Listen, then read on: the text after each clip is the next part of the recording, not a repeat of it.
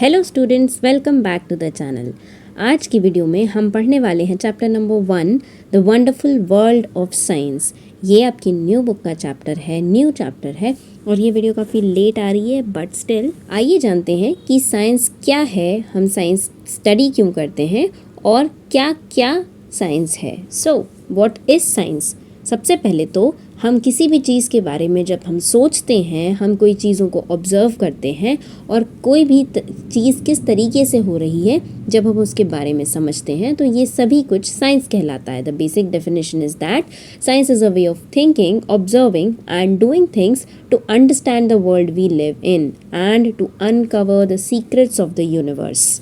इसी चीज़ को अगर मैं और डिटेल में समझाऊं तो उसका मतलब ये है कि ये जो पहाड़ आपको दिख रहा है ये कैसे फॉर्म हुआ है, क्लाउड्स कैसे फॉर्म हुए हैं, या फिर ये क्लाउड्स मूव कैसे कर रहे हैं, बारिश कैसे होती है, गैलेक्सी का फॉर्मेशन कैसे हुआ, स्टार्स शाइन क्यों करते हैं, नाइट में हमें अंधेरा क्यों रहता है, हम अंधेरे में कुछ देख क्यों नहीं पाते हैं, या फिर अगर हम देखें तो जो मरीन लाइफ है, ओशंस है, सी है, उसके अंदर भी पानी है बट स्टिल लिविंग ऑर्गेनिजम्स वहाँ पर मौजूद हैं, तो वो कैसे उसके अंदर ब्रीद कर पा रहे हैं या फिर कैसे वहाँ रह पा रहे हैं, ये सारी चीज़ों की स्टडी ही साइंस होती है। कोई डेजर्ट एरिया है, उस डेजर्ट एरिया में हैबिटेशन कैसी होती है, वहाँ पर क्लाइमेट और वेदर कैसा होता है, ये सारी चीज़ों के चेंजेस और इन सभी के बारे में समझना ही साइंस है। Science is like a giant puzzle और उस पज़ल को सुलझाकर और उसे समझना भी साइंस ही कहलाता है।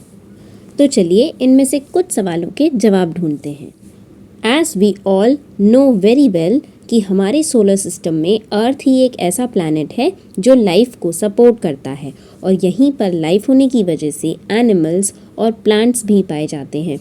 वाटर की प्रेजेंस, ऑक्सीजन की प्रेजेंस और एक एटमॉस्फेयर का प्रेजेंस भी हमारी अर्थ पर ही है। But now the question arises कि ये जो सारे लिविंग बींग्स हैं ये ग्रो कैसे कर पा रहे हैं। हमारी अर्थ पर जो इतनी सारी प्लांट की स्पीशीज़ हैं, इतने अलग अलग टाइप के एनिमल्स हैं, अलग अलग टाइप के बर्ड्स हैं, इंसेक्ट्स हैं और जो large variety of flora and fauna हमारी अर्थ पर पाए जाते हैं।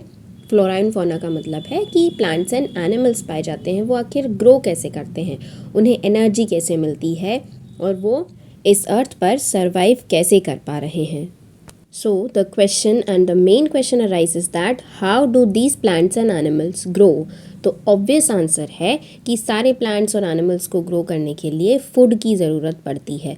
फूड इनटेक करने के बाद ही हमें उससे एनर्जी मिलती है और उसी एनर्जी के हेल्प से हम ग्रो कर पाते हैं। लेकिन क्या हम सिर्फ फूड के बेस पर ही ज़िंदा रह सकते हैं? नहीं, along with food we need water to survive. मतलब हमें फूड के साथ साथ पानी की भी ज़रूरत पड़ती है। Now we know that water has so many different properties. हम सबको पता है कि वाटर की कितनी अलग अलग प्रॉपर्टीज़ है और वाटर कितने अलग अलग फॉर्म्स में हम उसे देख सकते हैं। जैसे कि फर्स्ट जो है, water freezes and becomes ice when we cool it. जब हम वाटर को बहुत ठंडा कर देते तो वो आइस बन जाता है। Then boils and becomes steam when we heat it. उसको अगर हम बहुत गर्म करें तो बॉयल होकर स्टीम बन जाता है, भाप बन जाता है। और जब समर का टाइम होता है तो समर टाइम में we people enjoy drinking the cool water, ठंडा ठंडा पानी पीते हैं। ऐसे ही व्हेन देयर इज़ विंटर, जब सर्दियों का टाइम रहता है तो हम वार्म वाटर से शावर करते हैं, we bathe with the warm water. ऐसे ही ये सारी डिफरेंट प्रॉपर्टीज़ हैं वाटर की, अलग अलग टाइम पर अलग अलग टाइप का फॉर्म ले लेता है, वो अलग रूप ले लेता है। कभी आइस बन जाता है, कभी वेपर बन जाता है। ये सारी प्रॉपर्टीज़ हैं वाटर की और आगे आप इनके बारे में और भी जानेंगे। अब ये सारी तो लिविंग थिंग्स के बारे में हमने जाना, but there are so many different things around us. हमारे आसपास इतनी सारी अलग अलग ऑब्जेक्ट्स हैं। फैब्रिक है, पेन, पेपर, मेटल्स आपने देखे हैं, प्लास्टिक देखा है, कैलकुलेटर है, कोई भी वुड का टुकड़ा, या इतने सारे मटेरियल्स हमने हमारे आसपास देखे हैं। तो क्या आपने कभी सोचा है कि ये सारी जो चीज़ें हैं, सारे ऑब्जेक्ट्स हैं, आखिर what are they made of? वो कैसे बने हैं? Are they made of different materials?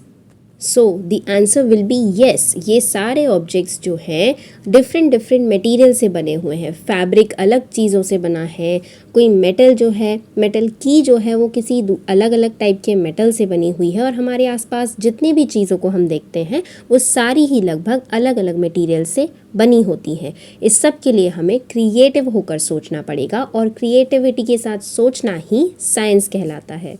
Now let us study about the scientific method. चलिए इमेजिन कीजिए कि you are brushing your teeth, और ब्रश करते करते ही सडनली आपके टैप में पानी आना बंद हो जाए, तो फिर आप क्या करेंगे? सबसे पहले तो आपके सामने एक प्रॉब्लम आ रही है कि एक प्रॉब्लम है जिसमें आपके टैप में पानी आना बंद हो गया है। अब आप सोचेंगे कि ब्रश करते करते मैं पानी की ज़रूरत तो आपको है ही, इसके लिए आप सबसे पहले सोचेंगे कि अब आपको करना क्या है, और जब थोड़ा सोचेंगे तो आपको एक आइडिया आएगा कि आपको पानी के टैंक को फुल करना है। इससे आपकी प्रॉब्लम सॉल्व हो जाएगी। तो यही जो तरीका है, आपने एक प्रॉब्लम को देखा, अब उस प्रॉब्लम के बारे में आपने सोचा, सॉल्यूशन के बारे में सोचा, और आपको जो आइडिया आया, तो उसी मेथड को जिससे आप कोई किसी प्रॉब्लम के सॉल्यूशन को फाइंड आउट करते हैं, उसे हम साइंटिफिक मेथड कहते हैं। ऑलराइट, कि हम किसी भी प्रॉब्लम के सॉल्यूशन को निकाल रहे हैं। तो जो साइंटिफिक मेथड है उसमें 3 स्टेप्स होती हैं। First, you see a problem, आपने एक प्रॉब्लम फेस किया, फिर आप सोचते हैं कि व्हाई इज़ द प्रॉब्लम, मतलब आपको ये प्रॉब्लम क्यों आ रही है, एंड देन थर्ड स्टेप में यू फाइंड अ सोल्यूशन, उसके बाद आप उस प्रॉब्लम का सोल्यूशन निकालते हैं। तो यही एक साइंटिफिक मेथड है किसी भी प्रॉब्लम को सॉल्व करने के लिए। Now students, you can think about a problem that you will face, और फिर आप उसका सोल्यूशन कैसे निकालेंगे। तो मैंने अभी आपको बताया है कि साइंटिफिक मेथड की क्या क्या स्टेप्स आपको फॉलो करनी है, जो आपको डिटेल फॉर्म में स्क्रीन पर दिखाई दे रही हैं। आप एक बार इसको गो थ्रू कर सकते हैं, एंड इसके बाद आप किसी भी प्रॉब्लम का सोल्यूशन इसी मेथड से फाइंड आउट भी कर सकते हैं। Now the conclusion of this chapter is that Much like children enjoying the rain, science is all about joyful exploration. जैसे किसी बच्चे को बारिश में भीगना, उसमें एंजॉय करना पसंद है, उसी तरीके से साइंस है, वो एक जॉयफुल एक्सप्लोरेशन है, और हमें हमारी साइंटिफिक जर्नी को एक्सप्लोर करते रहना चाहिए, जो कि कभी भी स्टॉप नहीं होती है। हमें कभी भी सोचना बंद नहीं करना चाहिए। हमें हमारे आसपास की अमेजिंग मिस्ट्रीज़ को और amazing mysteries of the universe को जानते रहना चाहिए, और उसके लिए क्वेश्चंस पूछते रहना चाहिए। And then one by one as we will get to know the answers to our questions, मतलब जैसे जैसे हम अपने क्वेश्चंस के आंसर्स ढूंढ पाएंगे, हम वैसे वैसे ही यूनिवर्स की नॉलेज को और गेन कर पाएंगे। And students, we will uncover the mysteries of science in upcoming chapters. For now हम वीडियो को यहीं पर एंड करते हैं। अगर आपको कोई भी डाउट है तो आप कमेंट सेक्शन में मुझे बता सकते हैं, और अगर वीडियो पसंद आई हो तो लाइक एंड शेयर भी कर सकते हैं। साथ ही साथ सब्सक्राइब करना भी ना भूलें।